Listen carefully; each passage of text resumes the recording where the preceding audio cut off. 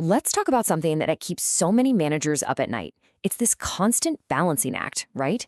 How do you push your team to deliver amazing results without losing that all-important human connection? It's a real conflict, and we're going to unpack it today through the story of a manager named Ajay. So let me ask you this, because it gets right to the heart of the matter. Can you be that boss everyone loves, the one they genuinely look up to, and still watch your team's numbers fall short?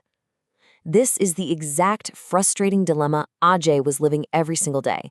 He'd built this amazing culture of trust and warmth, but, well, the results just weren't there. Get this. At a company dinner, Ajay's team actually gave him a note with these words on it. You'd think that would be a huge win, right? But for Ajay, it was deeply conflicting. He was winning at making work feel human, but he was losing at hitting his targets. The very thing his team loved him for felt like it was becoming his biggest problem. And that brings us right here to the manager's paradox. It's that feeling of being caught in the middle, where the need for warmth and the demand for winning feel like they're in a total collision course. So how on earth are you supposed to navigate that? This really lays it all out, doesn't it? On one side, you have relationship, the affection, the loyalty, that feeling that you're all one big family. And in some work cultures, like Ajay's, that's everything. But on the other side, you've got performance. We're talking targets, delivery, and cold, hard results. For Ajay, it felt like he had to choose one or the other. And here's the really dangerous part. When that compassion, that totally understandable desire to keep everyone happy, starts turning into compromise on standards, excellence doesn't just vanish. It slowly, quietly erodes.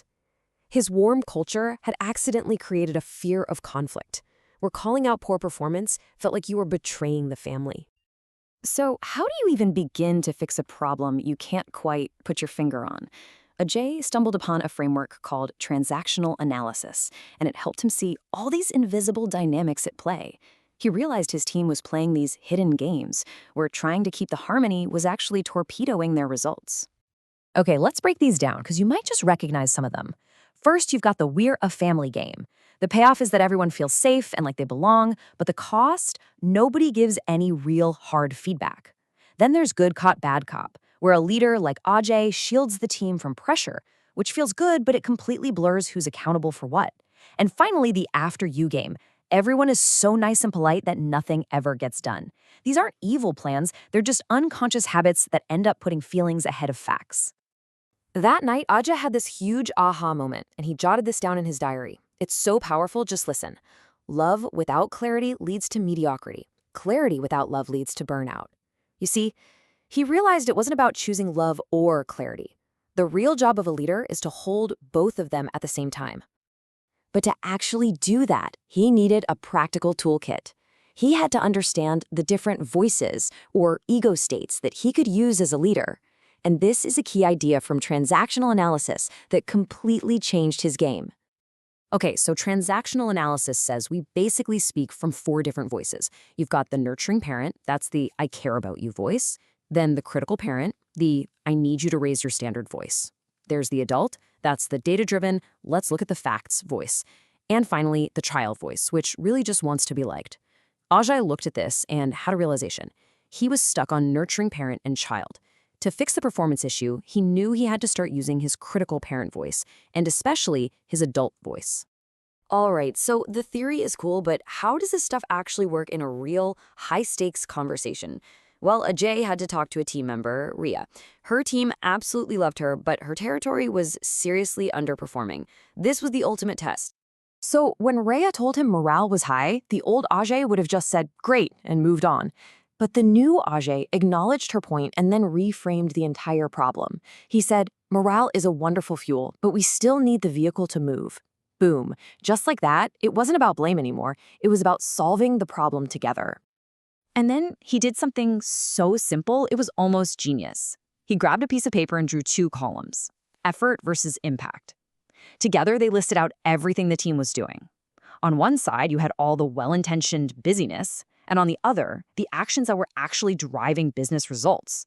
It totally shifted the conversation from feelings to facts, a true adult-to-adult dialogue. And the result? The very next quarter, Ria's territory saw double-digit growth. The proof was in the numbers. The relationship didn't suffer, In fact, it got stronger because now it was built on a foundation of real accountability.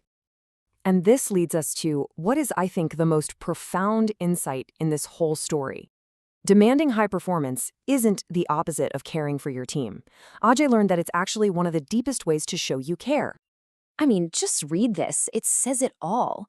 When you challenge someone to be better, you're not attacking them. You're validating their potential. You're sending a powerful message that says, I believe in you so much that I refuse to let you settle for less than what I know you can do. Now, to do this well, Ajay had to learn the difference between contact and confluence. Think of it this way. Contact is when you can be empathetic and connected, but still maintain your own clear perspective. Confluence is when the boundaries just blur.